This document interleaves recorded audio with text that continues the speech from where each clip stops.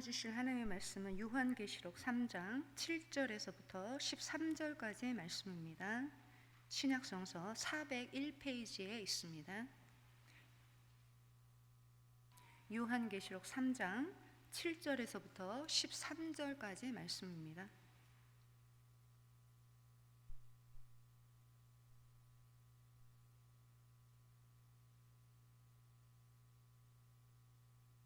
네, 다 찾으신 줄 알고 우리 함께 봉독하시겠습니다. 빌라델비아 교회의 사자에게 편지하라. 거룩하고 진실하사 다윗의 열쇠를 가지시니 곧 열면 닫을 사람이 없고 닫으면 열 사람이 없는 그가 이르시되, 볼지어다 내가 내 앞에 열린 문을 두었으되 능히 닫을 사람이 없으리라. 내가 내 행위를 아노니 내가 작은 능력을 가지고서도 내 말을 지키며 내 이름을 배반하지 아니하였도다. 보라, 사탄의 회당 곧 자칭 유대인이라 하나 그렇지 아니하고 거짓말하는 자들 중에서 며칠 내게 주어 그들로 와서 내 발 앞에 절하게 하고 내가 너를 사랑하는 줄을 알게 하리라. 내가 나의 인내의 말씀을 지켰은즉 내가 또한 너를 지켜 시험의 때를 면하게 하리니 이는 장차 온 세상에 임하여 땅에 거하는 자들을 시험할 때라. 내가 속히 오리니 내가 가진 것을 굳게 잡아 아무도 내 면류관을 빼앗지 못하게 하라. 이기는 자는 내 하나님 성전의 기둥이 되게 하리니 그가 결코 다시 나가지 아니하리라. 내가 하나님의 이름과 하나님의 성 곧 하늘에서 내 하나님께로부터 내려오는 새 예루살렘의 이름과 나의 새 이름을 그의 위에 기록하리라. 귀 있는 자는 성령이 교회들에게 하시는 말씀을 들을지어다. 아멘. 할렐루야. 오늘은 이제 소아시아의 7교회에 보내는 말씀 중에 오늘 6번째 교회인 빌라델피아 교회에 관련된 말씀을 함께 나누도록 하겠습니다.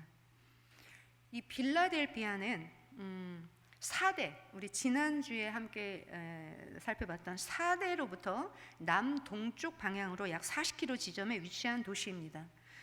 이 빌라델피아는 헤르무스 강의 지류인 코카무스 강 남쪽 계곡 고원에 세워진 도시입니다. 그런데 이 도시의 웅장함이나 역사면에 있어서는 이 다른 소아시아 도시들에 비해서는 매우 초라한 도시였습니다.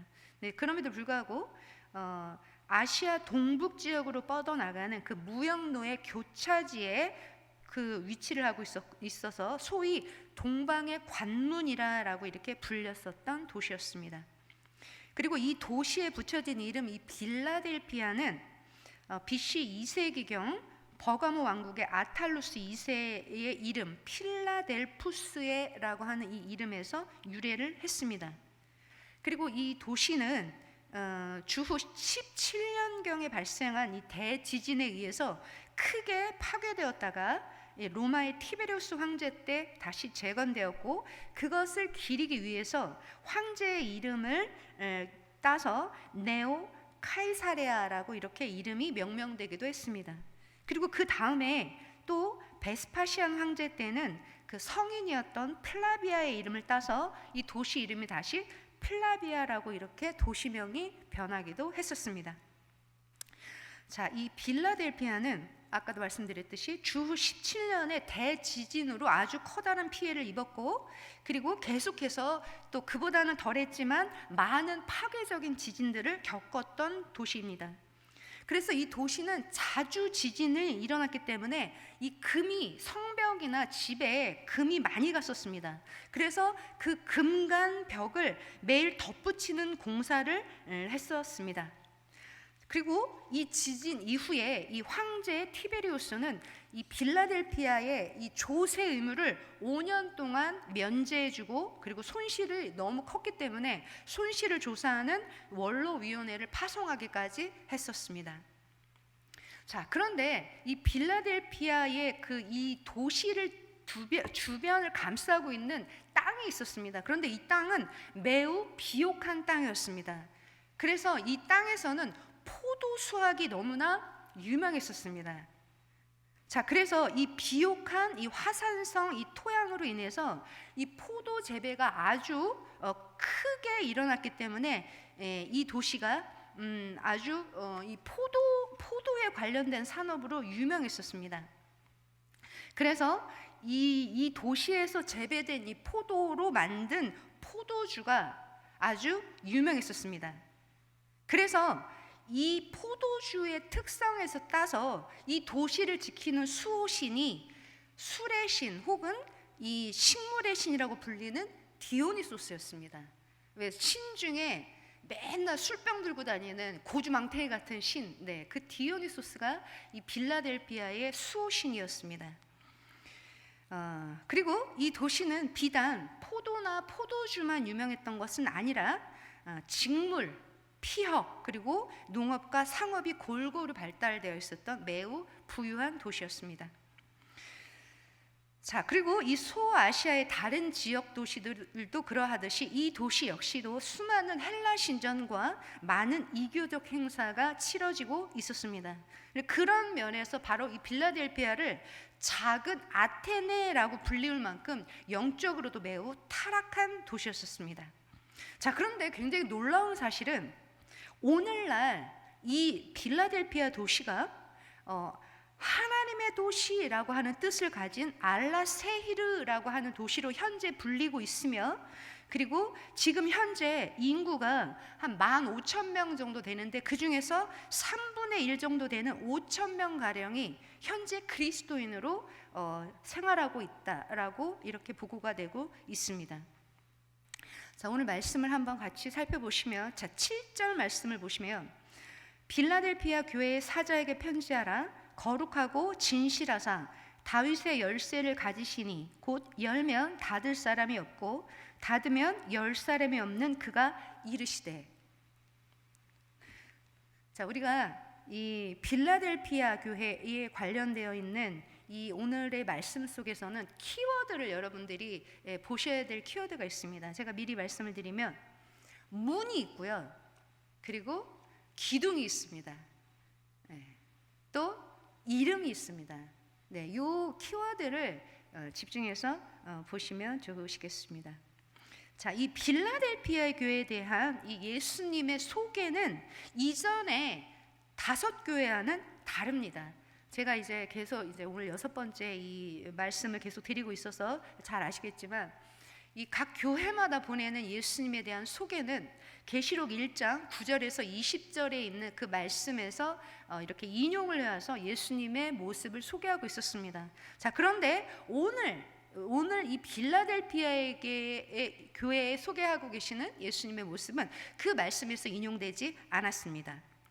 그 말씀은 4가지로 예수님을 소개하고 있습니다. 첫째는 거룩하신 분이고, 두 번째는 진실하신 분이고, 세 번째는 다윗의 열쇠를 가지신 분이고, 그리고 네 번째는 열면 닫을 사람이 없고 닫으면 열 사람이 없는 분이다라고 이렇게 예수님을 소개하고 있습니다. 자, 그럼 하나씩 살펴보면, 먼저 예수님은 거룩하신 분이다라고 이렇게 소개를 하고 있습니다. 여기서 이 거룩한이라고 하는 단어는 이 당시에 로마 황제에게 숭배할 때 로마 황제에게 사용되어서 통칭이었습니다. 자, 그런데 이 거룩하고라고 하는 것은 원래 원뜻은 분리돼, 구별된라고 하는 그 뜻으로서 원래는 하나님이 갖고 계신 근본적인 속성을 말하고 있습니다. 그래서 예수 그리스도께서는 하나님과 동일한 분이시기 때문에 바로 예수 그리스도는 거룩하신 분이다 라고 이렇게 예수님을 소개하고 있습니다. 자, 두 번째는 예수님은 진실하신 분이시다 이렇게 소개를 하고 있습니다. 진실하다라고 하는 거의 원래의 원뜻은 거짓말하지 않는다 이런 뜻이 아니고요, 불완전한 이거의 반대 개념인 완전함을 뜻합니다. 진실함이라고 하는 것은 완전하다라고 하는 뜻입니다. 그래서 예수 그리스도께서는 완전하시고 신적인 완전성을 소유하신 분이다라고 이렇게 소개를 하고 있습니다. 자, 세 번째는 예수님은 다윗의 열쇠를 가지신 분이십니다. 여기에서 열쇠는 소유, 권세 혹은 관리의 뜻을 함축하고 있는 단어입니다. 이 다윗의 열쇠라고 하는 것은 이 메시아 왕권 그 자체를 의미합니다. 그래서 이 예수 그리스도께서 유일무이한 신적인 권세를 가지시고 하나님의 나라를 통치하고 계신다는 말씀이며, 그리고 장차 도래할 종말론적 하나님 나라의 주권자이심을 선포하고 계시는 것입니다. 자, 네 번째로 곧 열면 닫을 사람이 없고 닫으면 열 사람이 없는 이라고 소개를 하고 있어서, 여기서 보시면 열면 혹은 닫으면 이라고 하는 것은 다윗의 열쇠를 가지고 현재 계시고 현재 분사형으로 이 문을 열고 닫고 계시는 예수님의 모습을 생생하게 표현하고 계시는 것입니다. 지금 현재도 예수님은 이 문을 여시기도 하고 누군가에게는 닫고 계신다는 말씀입니다. 그리고 이 문은 어디로 향한 문이냐면 바로 거룩한 성 새 예루살렘 성전으로 들어가는 그 문을 말하고 있습니다.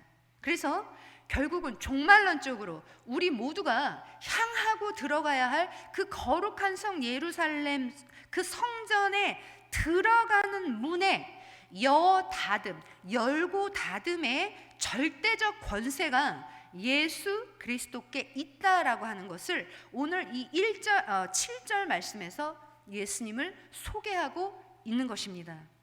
여지껏 우리가 살펴봤었던 6교회, 그 앞전에 5교회에서 보다 훨씬 더 종말론적으로 강력한 주권자로서 예수님을 이 빌라델비아 교회에 소개하고 계신 걸 우리가 알 수 있습니다. 8절 말씀 보시겠습니다. 볼지어다 내가 내 앞에 열린 문을 두었고, 네, 여기 키워드 또 보이시죠? 열린 문을 두었을 때 능히 닫을 사람이 없으리라. 내가 내 행위를 아노니 내가 작은 능력을 가지고도 내 말을 지키며 내 이름을 배반하지 아니하였도다. 자, 이 빌라델비아 교회에는 오로지 예수님의 칭찬과 격려와 포상에 관련된 말씀만 주어지고 있습니다. 이 빌라델비아 교회는 우리가 살펴봤던 두 번째 교회 서머나 교회와 동일하게 예수님의 책망은 받지 않고 칭찬만 받은 교회입니다. 우리가 지지난주에 살펴봤었던 이 4대 교회는 칭찬은 없었고 예수님의 책망으로 시작을 했던 그 교회였던 것과 완전히 다른 교회입니다. 도대체 이 빌라델비아 교회는 어떤 교회였길래 그 예수님, 종말론적으로 거룩한 성 예루살렘의 그 문에 열쇠를 가지시고 문을 열어주시고 닫으시는 그 주권자인 예수님이 보실 때 절대적으로 칭찬만 받을 수 있었는지, 오늘 그거를 우리가 눈여겨보시길 바랍니다.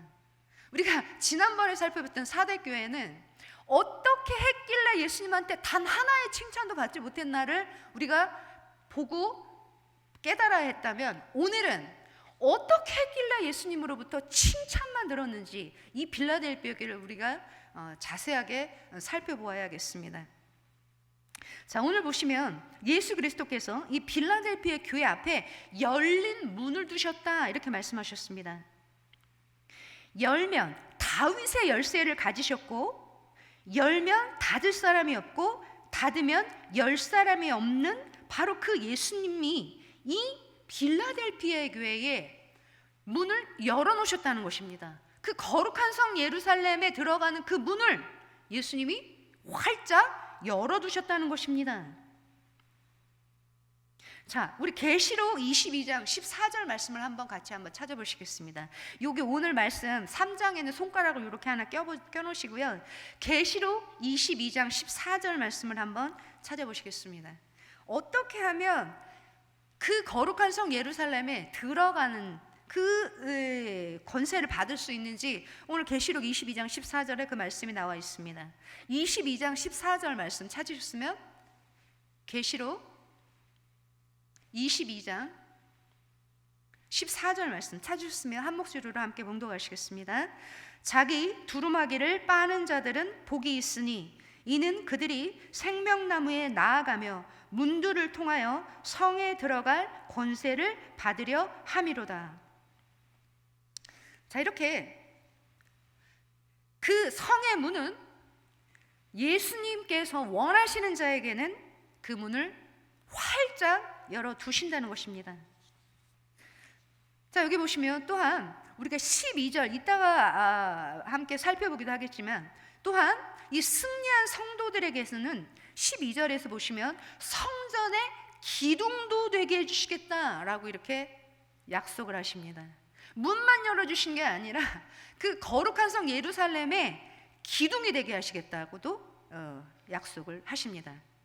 이 예수 그리스도께서 빌라델비아 교회 앞에 새 예루살렘으로 통하는 열린 문을 두셨고, 그렇다면 그 어떤 누구도 그 문을 닫을 수 없다라고 이렇게 말씀을 하고 계신 것입니다. 자, 그런데 오늘 그 하반절을 보시면, 자 8절 하반절을 보시면 내가 적은 능력을 가지고도 내 이름을 배반치 아니하였고 이렇게 말씀이 나와 있습니다. 자, 우리 읽으신 한글 개역 성경에는 이 번역되어 있지 않지만 실은 원문에를 보면 이유를 나타내는 접속사가 원어에 있습니다. 다시 말해서 왜냐하면 볼지어다 내가 내 앞에 열린 문을 두었을 때 능히 닫을 사람이 없으리라. 왜냐하면 이렇게 나와 있는 것입니다. 그 이유가 내가 작은 능력으로도 내 말을 지키며 내 이름을 배반하지 아니하였기 때문에 나는 내 앞에 열린 문을 두었다. 이렇게 나와 있는 것입니다. 자, 여기 보시면 지키다, 내 말을 지키다. 여기서 지키다는 준수하다라고 하는 뜻이고, 배반치 않다라고 하는 것은 부인하지 않다, 거절하지 않다의 뜻입니다. 이는 빌라델비아 교회에 이미 어떤 특정한 시련과 환란이 닥쳐왔음을 우리가 알 수 있습니다. 자, 그런데 그러한 환란 속에서 그들이 예수 그리스도의 말씀과 그분의 이름을 부인하지 않았다라고 하는 사실을 이 말씀에서 우리가 알 수가 있습니다. 그리고 그들이 갖고 있었던 능력은 적은 능력이었다 이렇게 또 말씀하고 계십니다. 여기서 보시면 적은 능력을 원어로 보시면 뜻이 능력이 조금이다, 이것보다 더 심합니다. 뭐냐면 능력이 거의 없다라고 하는 의미입니다. 능력이 거의 없었다라고 하는 것입니다. 이 빌라델피아 교회에는 그 구성원들이, 교인들이 능력도 너무 없었고 심지어 그들의 수도, 교인 수도 매우 적었다라고 하는 것입니다. 그 이유가 아까 제가 설명드렸듯이 이 빌라델피아 교회는 너무 많은 큰 지진들이 있었습니다. 그렇기 때문에 이 도시 안에 사는 게 너무나 위험했습니다. 이 성벽이 무너지고 막 가옥들이 다 무너졌기 때문에 이 잦은 지진 때문에 이 도시 안에서 살고 있는 게 상당히 어려웠습니다. 그래서 부자들은 이 도시 바깥에 농지를 가지고서 그곳에서 살고 있었습니다. 그곳에서 그 종들, 노예들을 부리면서 큰 포도밭, 이런 농지를 개간하면서 부를 축적하면서 살고 있었습니다.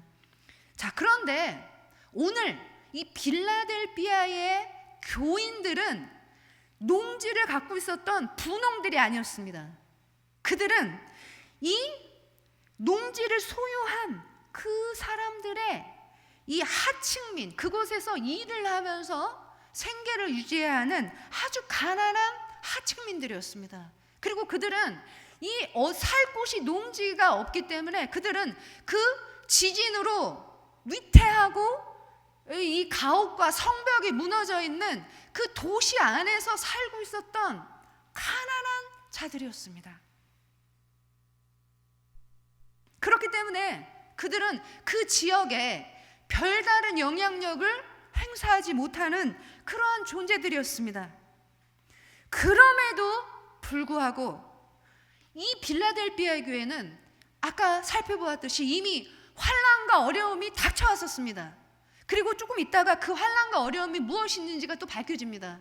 그런데 그 어려운 환난과 그 어려움 속에서도 그들이 갖고 있었던 그 정말 저거 얼마 되지도 않고 거의 없는 그들의 능력을 버리지 않았다는 것입니다.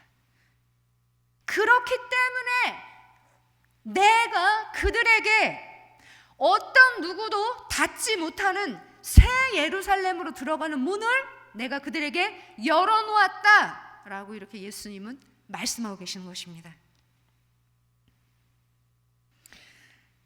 자, 9절 말씀을 보시겠습니다. 보라, 사탄의 회당 곧 자칭 유대인이라 하나 그렇지 아니하고 거짓말하는 자들 중에서 며칠 내게 주어 그들로 와서 내 발 앞에 절하게 하고 내가 너를 사랑하는 줄을 알게 하리라. 자, 이 빌라델비아 교인들은 이 예수님의 이 말씀과 그분의 이름으로 상당한 어려움을 이미 겪었다고 말씀을 드렸습니다. 자, 그런데 그 어려움과 이 환난의 이 정체가 여기서 나오고 있습니다. 그것은 무엇이냐면 자칭 유대인이라 하나 사탄의 회당. 예수님이 보실 때 자칭 유대인이라 하나 그들은 사탄의 회당이라 하셨습니다. 그리고 그들은 거짓말하는 자라고 말씀하셨습니다.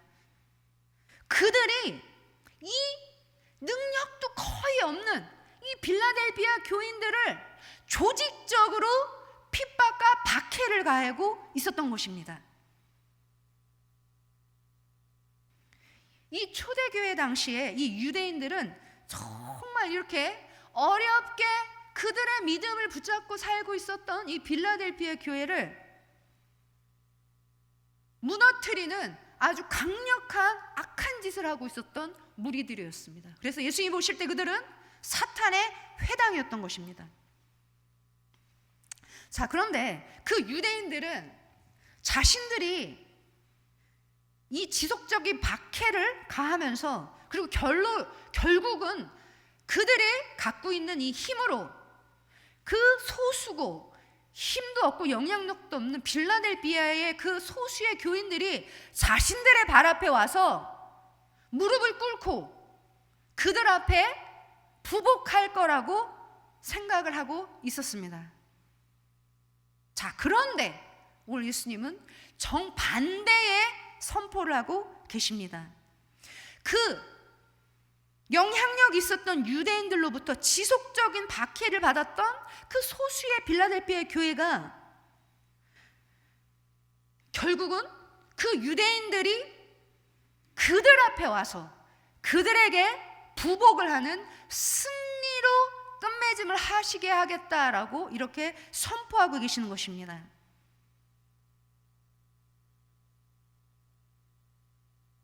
그 이유가 10절에 있습니다. 10절 말씀을 함께 보시겠습니다.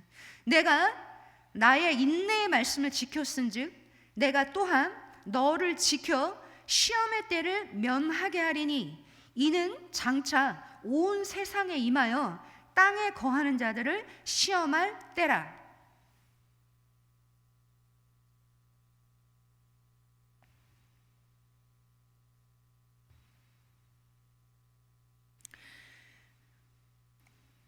자, 인내의 말씀을 지켰다라고 이렇게 말씀하시는데 이 인내의 말씀은 예수 그리스도 자신의 인내에 대한 말씀입니다.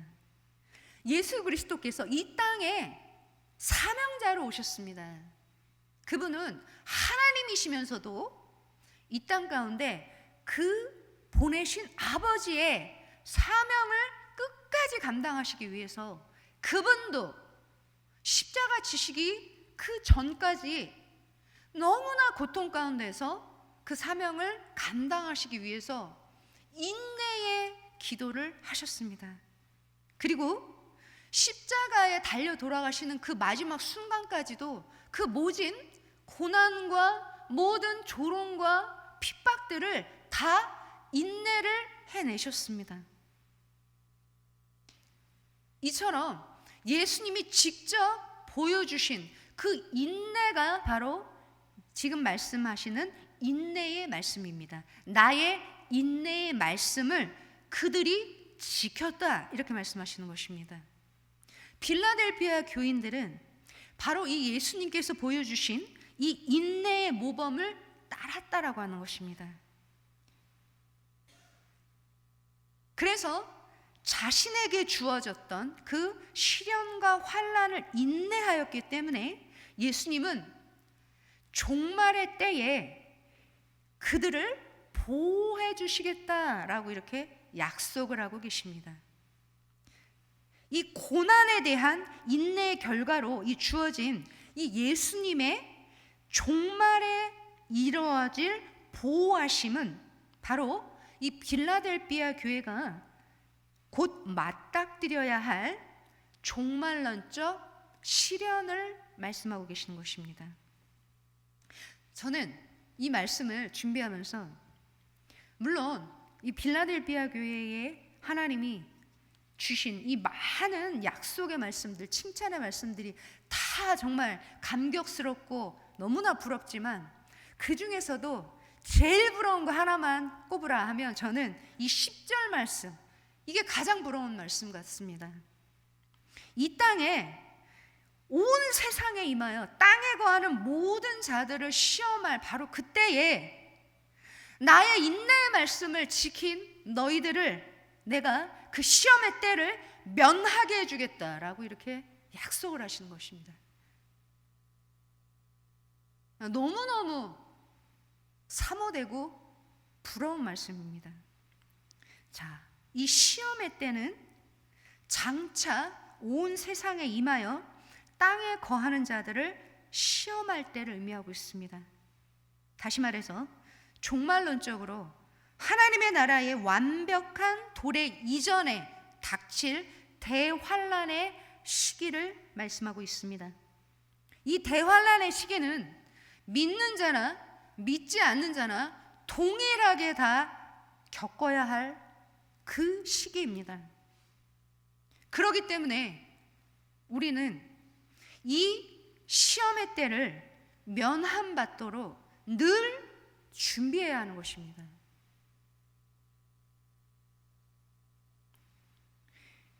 자, 그런데 여기서 우리가 면하게 하리라 라고 하는 이 말씀을 우리가 잘 알아야 할 필요가 있습니다. 이 면하다라고 하면 그거를 겪지 않게 어딘가 휙 하고 보호하시기 위해서 어딜 데려가시는 게 그 말씀을 하시는 게 아닙니다. 여기에서 원어를 잘 보시면 면하게 하다라고 하는 이 말씀은 환난이나 시험으로부터 면하게 해주겠다, 이 말씀이 아닙니다. 그럼 무슨 말씀이냐면 환난과 시험의 그 가운데로부터 환난과 시련을 겪고 있는 그 가운데에서 내가 너를 보호하겠다라고 하는 이런 의미입니다. 다시 말해서 교회도 이 마지막 환난을 당한다는 것입니다. 그리고 지금 오늘 이 빌라델비아의 이 교인들도 이 환난을 당한다는 것입니다. 자, 그런데 오늘 예수님은 그 빌라델비아 교회의 교인들에게 주시는 약속의 말씀은 그 환난 가운데에서도 내가 택한 자들을 보호하신다라고 하시는 약속을 주시고 계십니다. 그 환난을 당하지 않도록 아예 빼버린다라고 하는 말씀이 아니라 환난 가운데서도 그 환난을 이겨낼 수 있도록 그를 붙들어 주시고 그가 넘어지지 않도록 그를 보호하신다는 그 약속의 말씀을 주고 계시는 것입니다. 그렇기 때문에 우리는 이 마지막 때에 정말 우리가 살면서 우리의 눈으로 다시 오실 예수님을 볼 수 있는 그 때를 살고 있는 이 마지막 때에 우리는 늘 이 환난으로부터 예수님이 우리를 보호하실 수 있는 그 이유가 내게 있어야 하는 그 믿음을 가지셔야 합니다. 예수님으로 하여금 나를 보호하셔야 할 그 이유를 가지고 살아야 합니다. 여기서 온 세상이나 땅이라고 표현된 이 단어는 단순히 하늘과 대조되는 그런 물리적인 땅, 세상을 말하는 것이 아니라 하나님의 영역과 반대되는 신실하지 못한 사탄에게 속한 사람들이 살고 있는 그러한 영역을 나타내는 상징적인 표현입니다. 그래서 이 땅에 거하는 자들이라고 하는 것은 하나님 나라에 관심이 없는 자들, 지금 선포되고 있는 예수님의 이 경고의 말씀에 관심이 없는 자들을 말하고 있는 것입니다. 자, 11절 말씀을 함께 보시겠습니다. 내가 속히 오리니 내가 가진 것을 굳게 잡아 아무도 내 면류관을 빼앗지 못하게 하라.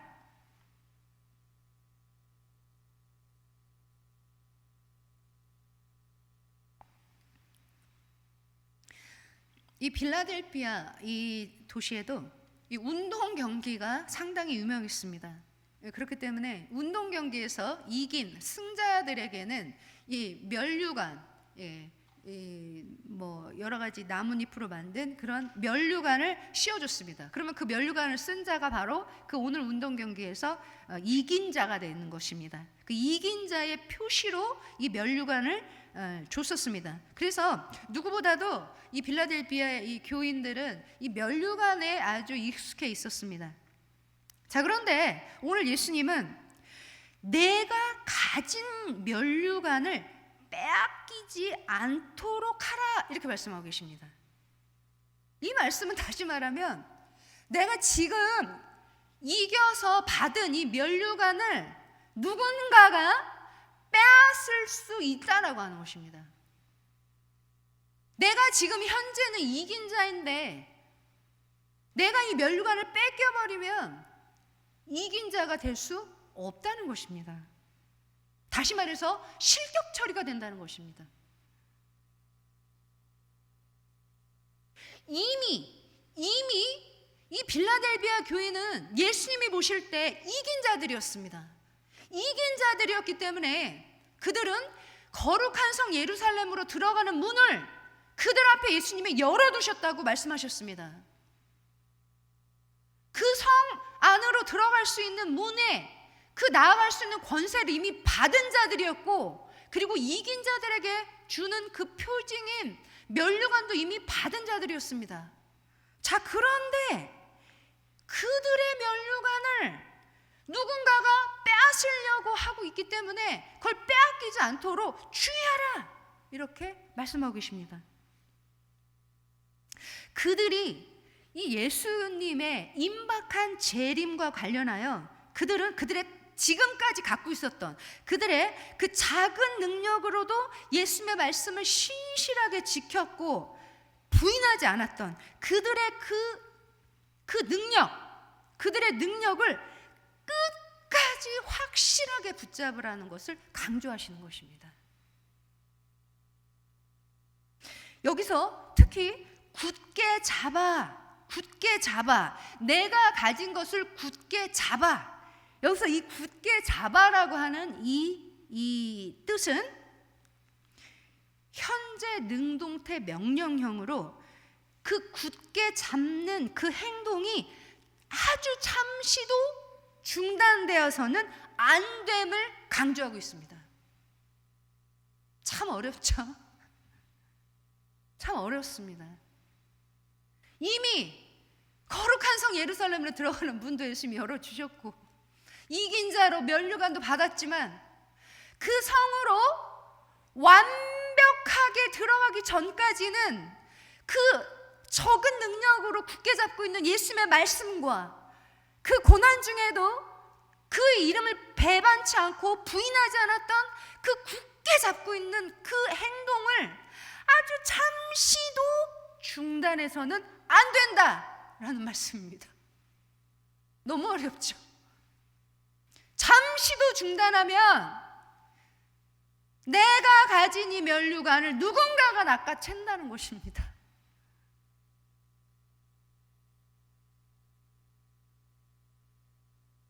그래서 예수님께서는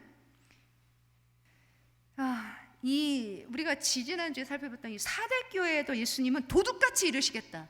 예수님이 재림을 돌발적으로 오시겠다라고 말씀하셨습니다. 그런데 사대교회에 오시는 예수님은 돌발적으로 오신다는 것은 그들에게 도둑같이 임하시겠다라고 하시는 거죠. 그들이 심판하시러 도둑같이 임하실 거다, 회개하라라고 하는 그 말씀으로 하셨다라고 하면, 이제 오늘 이 빌라델비아의 교회에 예수님이 오심을, 재림을 얘기하실 때는 온 세상에 임하여 결국은 지금 이 끝까지 정말 손에 피가 나도록 잠시도 쉬지 않고 중단하지 않고 예수님의 말씀을 굳게 붙들고 있는 그들이, 그 수고가 이제 끝나도록 그들에게 완벽한 보상을 해주실 그 때를 내가 오겠다, 그 말씀을 하고 계시는 것입니다. 소망이 있죠.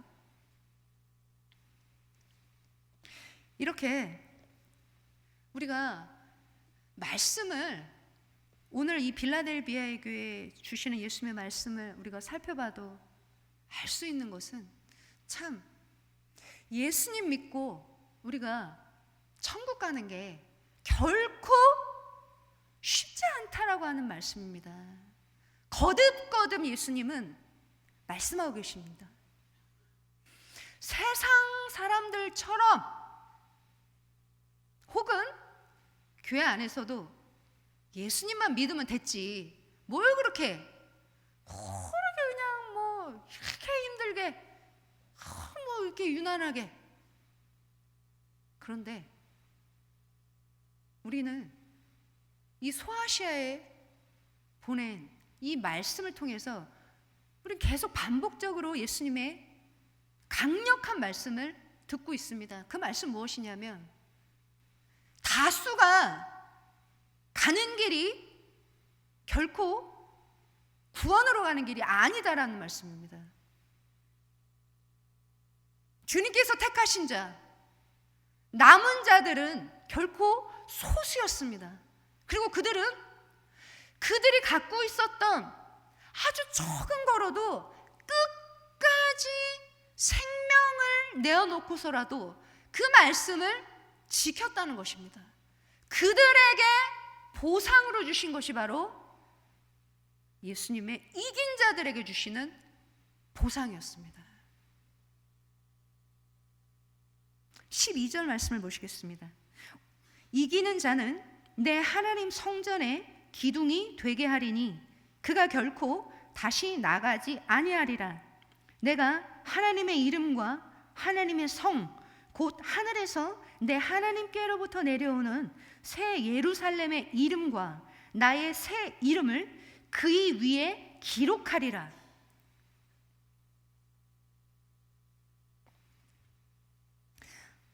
우리가 다음번 라오디게아 교회까지 살펴보시면 아시겠지만, 가장 강력한 축복의 말씀은 이 빌라델비아의 교회에 다 주시는 것 같습니다. 그게 무지 부럽습니다. 자, 오늘 이 빌라델비아의 교회의 사자에게 보낸 편지에서 예수님은 예수 그리스도의 말씀을 끝까지 지키는 자에게 주시는 그 모든 종말론적 약속을 주시는데, 그 중에 가장 강력한 이 두 가지 말씀이 있습니다. 첫 번째는 하나님의 성전에 기둥이 되게 하겠다, 이런 약속을 주십니다. 자, 기둥은 우리가 잘 아시다시피 건물을 지탱하는 받침대입니다. 그리고 그 의미는 기둥이다라고 하는 건 힘이고 안정성이고 영원성을 상징합니다. 자, 갈라디아서 2장 9절에서 보면 야고보와 게바와 요한을 가리켜서 기둥같이 여김을 받았다, 이렇게 말씀이 나와 있습니다. 이 기둥에 대한 약속은 이 빌라델피아 교회의 이 초라한 현재 상황과 아주 극명하게 대조됩니다. 그들은 거의 능력이 없는 그런 교회였지만 이 지상에서 그들이 이 신실한 믿음, 그들이 보였던 신실한 행위로 인하여 하나님 나라에서 거룩한 성 예루살렘에서는 든든한 기둥으로 만들어 주시겠다라고 하는 약속을 받고 있습니다. 자, 그런데 우리가 또 아셔야 될 거는 이 빌라델피아 교회의 교인들에게는요, 거룩한 성 예루살렘의 성전의 기둥이 되게 해주시겠다라고 하는 것만큼 위안과 축복의 말씀이 아마 없었을 것 같습니다. 그렇죠? 왜? 아까 말씀드렸죠. 그들은 이 바깥의 농지에 살 수 있는 땅이 없었기 때문에 다 쪽쪽쪽 갈라지고 언제라도 또 지진이 일어나면 다 무너질 그런 아주 위험한 그 집에서 살고 있었습니다. 그죠? 그렇기 때문에 자다가라도 이게 막 뭔가 이게 좀 뭐 소리가 나거나 무서우면 자다가라도 막 옷 입은 채로 막 도망을 나와야 되는 것이었습니다. 성 밖으로. 그러니까 늘 그들은 불안한 생활을 할 수밖에 없었어요. 그런데 그들에게 예수님은 절대로 이제는 지진도 없고 자다가 도망가야 할 일도 없는 그 거룩한 성 예루살렘의 기둥으로 만들어 주시겠다라고 이런 약속을 주시는 것입니다. 참, 너무너무 감사한 그러한 축복의 약속이신 것입니다. 자, 또 두 번째 말씀을 보시면 하나님의 성전의 기둥이 된 그들은 결코 밖으로 나가지 않아도 된다는 그 말씀인 것입니다. 한번 영원한 성 예루살렘에 들어가서 그곳에서 기둥이 된 그들은 영원토록 안전하고 변함이 없고 진실하신 그 하나님 예수님과 함께 영원토록 그 성 안에 거할 수 있다라고 하는 것입니다. 영원한 집이 있다는 거 참 너무너무 행복할 것 같아요. 안전하고.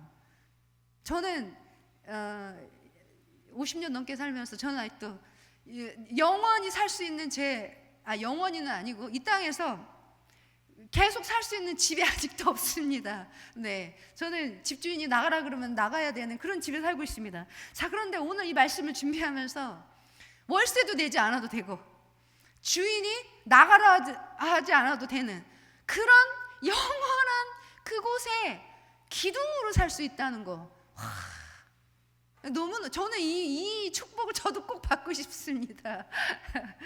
자, 그리고 이 빌라델피아 교회의 이기는 자에게 주어진 이 두 번째 종말론적 약속은 이게 더 놀랍습니다. 보실게요. 하나님의 이름과 하나님의 성, 곧 하늘에서 내 하나님께로부터 내려오는 새 예루살렘의 이름과 나의 새 이름을 그의 위에 기록하리라라는 약속입니다.